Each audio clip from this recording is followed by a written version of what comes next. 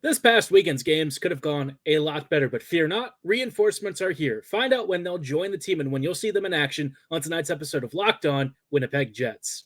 You're Locked On the Hockey Jets, your daily podcast on the Winnipeg Jets. Part of the Locked On Podcast Network, your team every day.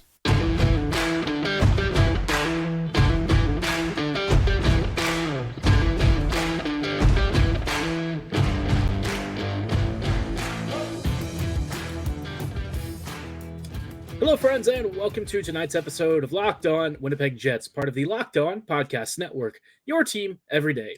I'm your host, Harrison Lee, an avid Winnipeg Jets fan and an online blogger. You can follow me on Twitter at HLivingLoco and at LO_Winnipeg Jets. Thanks for making Locked On Jets your first listen of the day every day. If you like what you're hearing, be sure to like, follow, and subscribe on all of your favorite podcasting platforms and YouTube. Doing so, of course, is always free of charge and ensures you never miss another episode. Most of all, though, we just love and appreciate your support.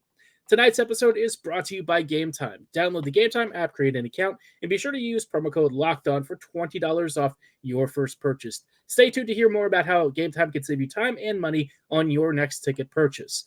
Now, like I said, this past weekend, well, let's just say it did not exactly go super well for the Jets. Obviously, Winnipeg had a bit of a mixed bag, right? So on Friday, trade deadline day, they still had some business to take care of, and that game went great. The Jets beat the Kraken 3-0.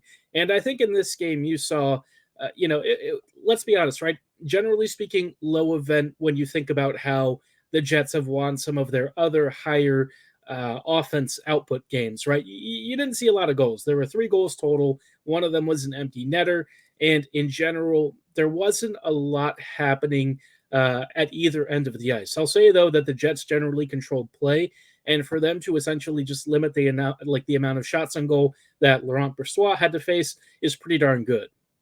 If you wanted a big response game after the difficult and slightly frustrating loss against the Kraken earlier last week, this was a good response game. They basically gave Seattle very little. The few shots or high danger chances that did get through, Brossoit answered all of them, or there were some big sacrifices on the ice from some of the other skaters, and the Jets got business taken care of. So great game. Lowry had a really fun net drive goal. Scheifele had a great individual effort himself off of a really big play by Josh Morrissey at the blue line to keep the puck in, and that was more or less enough to carry the Jets through the entire evening. Ehlers capped it off with an empty netter, and the rest was history. Like I said, nice response goal. Not too much to really write home about other than that the Jets just kind of took care of business. The top line I thought was okay. Aside from that one really good Scheifele goal, what I've kind of maintained about this trio, especially with Nemesnikov up there, is that they still need more speed.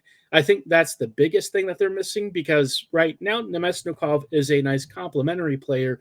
And I've seen, I've gotten comments on Twitter and stuff about him improving lines and things like that. And I think that really misses the point of what makes Nemesnikov effective. His whole game is sort of built around being a floor raiser rather than a ceiling raiser. He's, a really nice middle six complementary forward who can play in multiple positions. And it's great. Like as a Swiss Army knife, whether you want him to offer some defensive support, be a guy who's really good with, quick one-touch passes in small spaces, or a forechecker, he can more or less do all of it. And he's got enough skill to kind of keep up with some of the bigger boys. But in terms of a first-line player who is going to carry the load for Connor and Scheifele, especially in transition, that's not really his game. And I think it's why I've still said, you got to put Ehlers up there at some point. I think Nick is one of the few guys on this team that can sort of take a lot of that burden off of Kyle Connor's shoulders because when they don't have, Ehlers on that line, Kyle tries to do more of the transition work. And I think we've seen in a lot of instances, it just doesn't really work that well. So something to think about for the future. Unfortunately, they didn't think about that for the following game because Winnipeg went back to the well with the same lineup, more or less, barring one or two changes. Cole Perfetti got sat for Kupari to come back in. And yeah, that game didn't exactly go super well. Of course, I'm talking about Saturday's game against the Canucks. I think we've all tried to burn that one from our memory. There was just a comedy of errors. And really what it felt like was almost from puck drop, the Jets were just tired. I know that they probably burned a decent amount of energy against the Kraken, but I thought, with a few days of rest from the game earlier in the week, I was kind of hoping the Jets would be a little bit more inspired against Vancouver. Did not happen. Winnipeg honestly played maybe the worst game of the season. They've had some bad games before. I mean, we all remember the Stars game a few weeks ago, but even in the Stars game, I thought that they still created more opportunities than they did in this one. This one, just pretty much across the board, everyone was bad. You know it's a really bad night when even Josh Morrissey, who's kind of been carrying this team on his back for the past few weeks, looked completely out of sorts. So very tough loss, one that they'll probably just burn the tape from.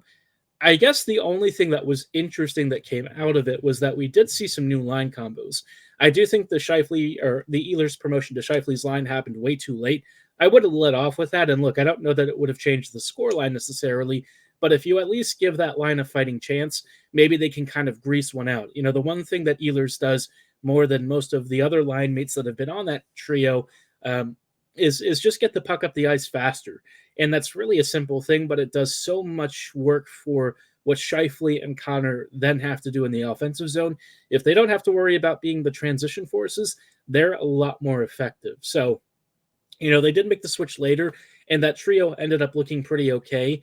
I think it was Iafallo, Scheifele, and Ehlers who played for a bit. Connor got moved to the line with Lowry. There were some weird line blenders things, and they kept changing pretty routinely. So hard to get an exact feel for it, but Connor and Lowry seem to be, you know, there, I guess, together.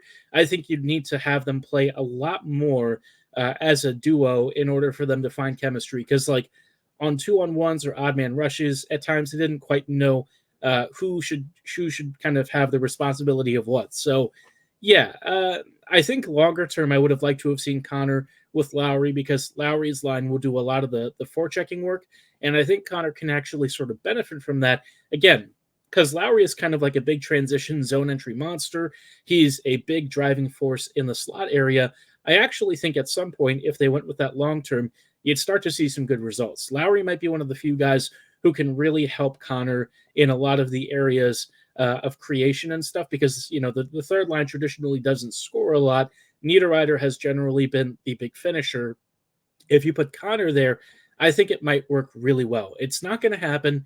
I think Connor at this point is basically stable to the first line come hell or high water, but, you know, it is what it is, right? There are some things that you're just going to have to accept, and I suppose I've sort of come to accept this as a truth. As much as it frustrates me and annoys me, it is what it is. The only thing that I really will not accept is not having Ehlers with them. You know, anyone else really just struggles to dictate the pace and help them control play. And when your first line is that bad, it unfortunately has a knock-on effect for the rest of the lineup because their matchups become harder. You know, you might face more uneven matchups with the first line getting taken out of commission, even by opposing fourth lines at times, just not really what you want to see. So hopefully, you know, as the Jets start to see some reinforcements, they make some adjustments to how they make their deployments and make some lineup tweaks. Now, speaking of which, remember I referenced those reinforcements coming in earlier at the start? Well, they're here and they're playing tonight. Find out on what lines they're going to be playing and what I kind of envision their long-term roles being for this team in just a little bit.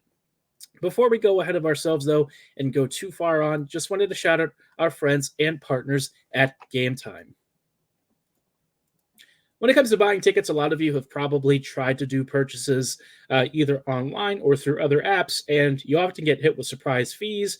You find out that you're also maybe not getting the seats that you wanted, right? Sometimes you're paying for seats that are in really not great spots, but unless you have some sort of in-venue view or a photo, you're never going to know. GameTime wants to take away all of that and give you the clearest chance at getting the seats and tickets you want. They offer killer last-minute deals, all-in prices, and they'll even give you views from your seats so you know what you're paying for. No one wants to spend a few $100s to go see Taylor Swift and find out they're sitting behind a giant column that supports the interior of the building, right? That's totally not fun. No one wants to see that. Or if you're in the nosebleeds, you at least want to make sure that if you're going to be sitting that high up, you can actually see what's happening down at the grass level, right? So GameTime, they do all of that. And like I said, they offer last-minute deals and flash sales so that you'll always get a little bit of extra savings. And they want to give you their lowest price guarantee, event cancellation protection, and so much more. So If you want to take the guesswork out of buying tickets, go with GameTime. Download the GameTime app, create an account, and be sure to use promo code LOCKEDON for $20 off your first purchase. Terms apply. Again, create an account and redeem code LOCKEDON for $20 off your purchase. Download GameTime today. Last minute tickets, lowest price guaranteed.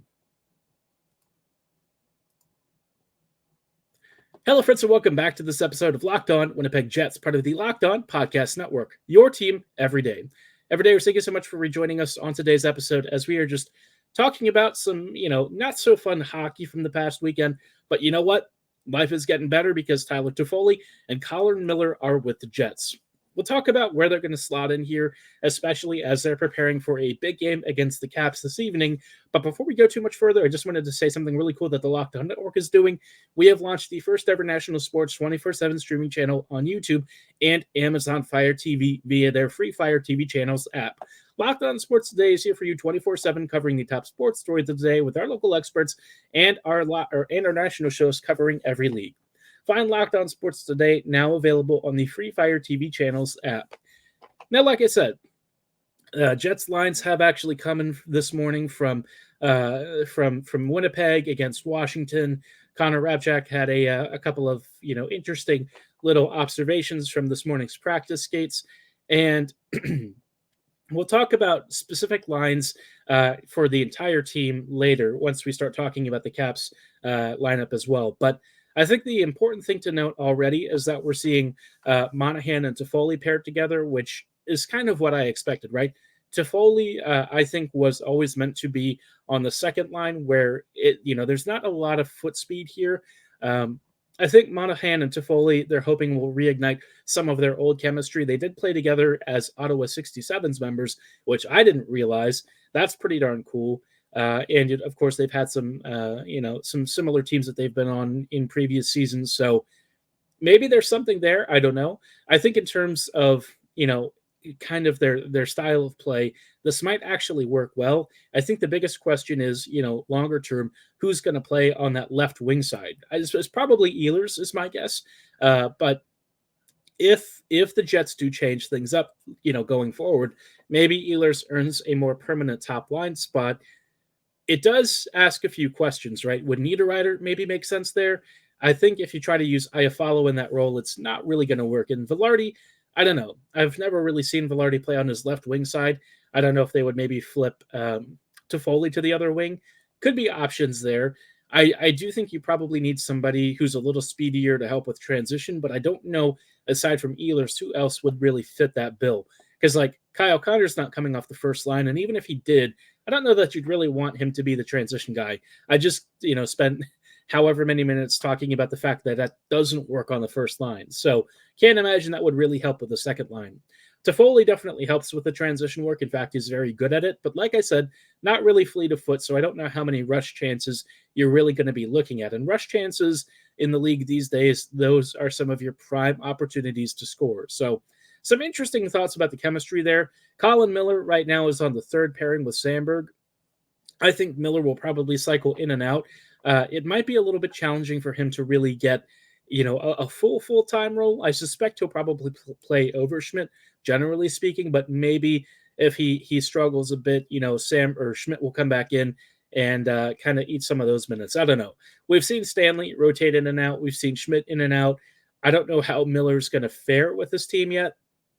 I'd like to see him get a chance to maybe do some, bigger power play work and stuff like that, which it does sound like he's at least practiced with one of these units, but, full-time, I don't really know. Morrissey's definitely the number one on PP1. Whether he should be is kind of a different question, right? I think we all know Josh Morrissey as a point man on the power play is actually not as effective as you'd think. So Miller, maybe if he gets some second unit time, that'd be fun. Wouldn't mind seeing that, and certainly I'd appreciate if he could eventually get a little more distribution from that back end. Because the blue line mobility and puck movement, that is kind of one of Winnipeg's biggest weaknesses. The defense, as a defensive unit, is very strong, but mobility-wise, a little bit more questionable. I think we all have seen how the Jets tend to defend rushes, and it's not as well as you'd hope. So we'll see if Miller's able to really help there.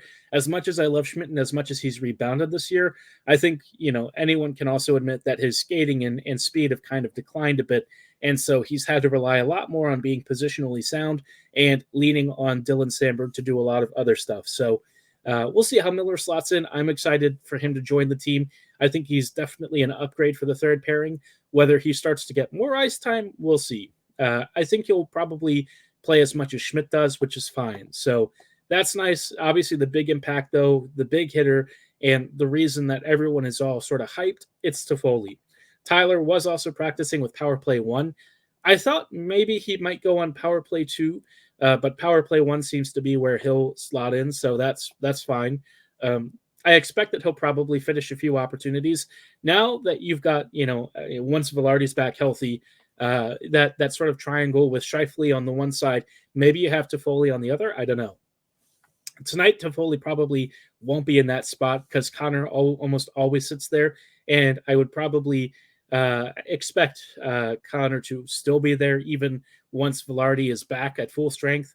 So Toffoli might then get bumped down to the second power play unit, but a lot of choices, a lot of options. I think that's the nice thing is that no matter what, Toffoli is going to have some sort of positive impact. So whether it's the first unit, the second unit, the first line, the second line, Toffoli is going to be a really good force. He's a shoot-first kind of player. He's a great scorer, and I think he's exactly what the Jets needed for their top six. So all that being said, excited to see what he can do.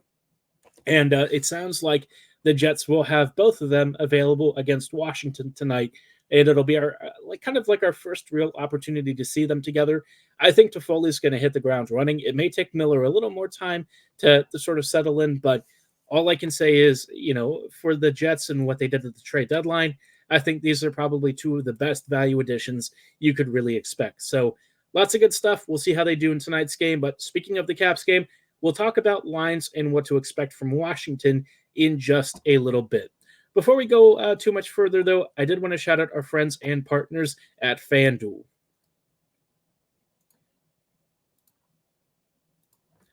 Say goodbye to busted brackets because FanDuel lets you bet on every game of the tournament. Whether you're betting on a big upset or a one seed, it's time to go dancing on America's #1 sportsbook. Right now, new customers can get $200 in bonus bets if your first $5 bet wins. That's $200 to use on point spreads, money lines, and you can even pick who's going to win it all. All you have to do is visit FanDuel.com/lockedon and bet on college hoops until they cut down the nets. Now, obviously, for me, as a Maryland fan, I'm probably not expecting much. Maryland basketball these days, not so great. But hey, maybe you're a fan of one of the bigger teams. It's March Madness. This is your chance to really flex your college b-ball knowledge. Yeah, I've said on the previous podcasts, I'm not great at brackets. I don't follow basketball that intimately. But for those of you who are crazy about college basketball, FanDuel is really making it easier than ever for you to win big. So just visit FanDuel.com/lockedon and again, get in on all of the college hoops action right now. Hello, friends, and welcome back to this episode of Locked On Winnipeg Jets, part of the Locked On Podcast Network, your team every day. Every day, thank you so much for rejoining us as we are just wrapping up really quickly with some thoughts ahead of tonight's game against the Washington Capitals. It should be a good chance for the Jets to really rebound after what was not the best weekend performance, if we're being honest. Winnipeg kind of got smoked in that Vancouver Canucks game, but like I said, you just sort of throw the tape out. I mean, it is what it is. The Jets were tired, and it seemed like Vancouver just had our number the whole evening. So, yeah, rough one. But Winnipeg does have a really good chance to beat this Washington team. The Caps did just have a recent big win, but I still think this team is pretty bad, generally speaking. And I'm going to read off these lines to you, and you tell me. Well, you're going to tell me. You tell me what you think of this squad, because, like, generally speaking, all I can say is, wow, have the times changed. You've got Ovechkin, Lapierre, and Protas on the first line, Pacioretty, McMichael, and Wilson on the second, Miroshnichenko, Strome, and Milano on the third, and Malenstein, Scarbosa, and Aube-Kubel on the fourth. So, yeah, this team is kind of like a really, really proficient Hershey Bears squad with Ovi and Strome and Pacioretty. And like the rest of the team is a lot of, either middle six or depth players or young talents who are starting to come into their own, but generally speaking, don't have like loads of NHL experience. If you're talking about matchup, issues, Winnipeg should definitely have all of the advantage in this game. LaPierre has done really well recently. McMichael is really talented. And I've definitely got time for Miroshnichenko once he really starts to get his reps at the NHL level. He's really just joined, so he's still very young, still very raw. But yeah, Winnipeg should definitely be able to come away with a victory here. I think the one thing the Jets are going to be a little bit concerned about is if they go on the PK. Obviously, Ovi's one-timer is a problem, but the puck movement and stuff from Strome and some of their other players is still pretty darn good. I know that this team is really youth-heavy, and you can really kind of see the rebuild starting. But without Oshie, without Backstrom, I just feel like this team definitely lacks in veteran experience, and that's where the Jets might be able to have a little bit of an edge. I will say that that third line of Miroshnichenko, Strome, and Milano does worry me a little bit. Those guys together have recently been cooking, and Milano has been scoring quite frequently, which, I mentioned earlier in previous seasons, he was a guy I really wanted. And it's a shame that, Milano ended up going to the Caps instead, but for his career, I've got to say it's panned out pretty well. I'm sure he's thrilled. He's found really a good landing spot, and he's honestly been repaying his, the faith placed in him with some really good goals, some really timely scoring, and he just looks like a really effective, middle six winger. So maybe in the offseason, the Jets can kind of revisit Milano should they be looking for some really quality depth scoring. But in terms of what the Jets are going to be bringing, this is where things get exciting. We've got Connor Scheifele and Ehlers together, which, I'm not going to get too excited because this line did get broken up the last time they played together, but I'm hoping that they actually stick with it for this next game. I know Bones has kind of, he seems to have a very short leash with Ehlers on that top line, and I really find that to be unfortunate because whenever Connor and Scheifele play together, they play far, far, far better when they have Ehlers at their wing. It's just a much better trio. They seemingly have tons of fun, and they actually create loads of chances. The second line is going to be weird because it's Iafallo, Monahan, and Toffoli. I think they tend to ask a lot of Iafallo, which, for me, it just doesn't really work as well. Iafallo is really good defensively, but offensively, it's not been as clean a fit. But he is playing with a former LA King in Toffoli. Maybe they rekindle some of their old chemistry from ages ago. I forget if they've even really had that many line minutes together. We'll have to see what that kind of amounts to, if they have had any chemistry in the past. I know that they are good friends off the ice, so it would be nice if they have some sort of chemistry because, Monahan's going to be sliding in here and, it's going to be an interesting line. We'll see how that goes. It does probably indicate that Ehlers will be the odd man out once Velarde is back. Velarde will probably go back on the first line, and yeah, you know how that goes. Usually not super well. On the third line, you've got Niederreiter, Lowry, and Appleton. No changes there. Fourth line is Barron, Nemestikov, and Perfetti. Perfetti drawing back in after being scratched for the last game. I think that's the right choice. Gustafsson has really struggled, and Kupari is just Kupari, right?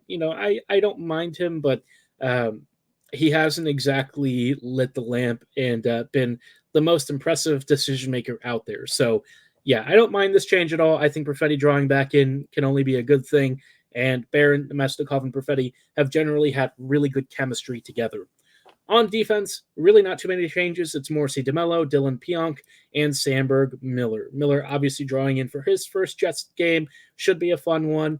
I'm going to predict a 5-2 win for the Jets. I think this is a really good chance for Winnipeg to sort of atone for this weekend's performance. It was a rough one, but really the deck should very much be stacked in their favor. I say this in too many instances, and I get proven wrong, but I have a pretty good feeling about this game.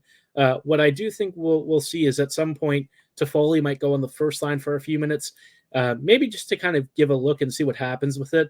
I don't really know that it's actually going to work all that well, but if it does, hey, I ain't going to complain. But I suspect that we'll probably see Toffoli primarily play with Iafallo and Monahan.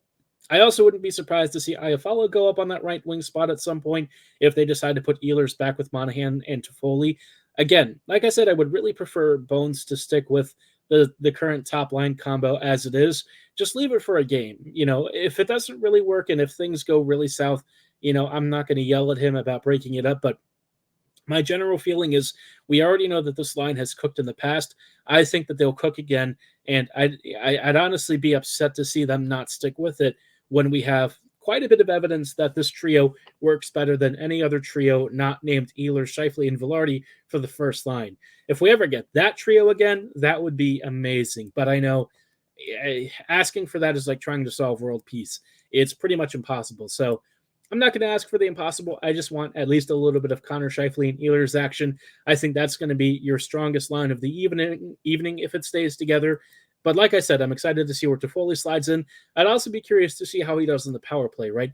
The Jets' power play recently has been doing a lot better, and it'd be nice if they can add yet another really versatile right wing shot who's got that extra level of skill and trigger mentality to make this odd man situation a little bit more dangerous. Because with Connor, everyone kind of knows where Connor's going. Toffoli should add a new wrinkle, a player that we don't really see as much of. And, I don't have a lot of knowledge of when it comes to just where he'll slide in on the power play. So a lot of interesting factors, a lot of things to watch out for tonight's game. We'll talk about that and what, transpires and how these guys do in their Jets debuts on tomorrow's episode of Locked On Winnipeg Jets. So make sure you're subscribed to Locked On Winnipeg Jets on all of your favorite podcasting platforms and YouTube. For tonight's episode, though, that is going to be all the time that we have. Thank you so much for making Locked On Jets your first listen of the day every day. We'll see you back here tomorrow for another Jets episode, so don't go anywhere. See you tomorrow, and as always, have a great one. Go Jets, go.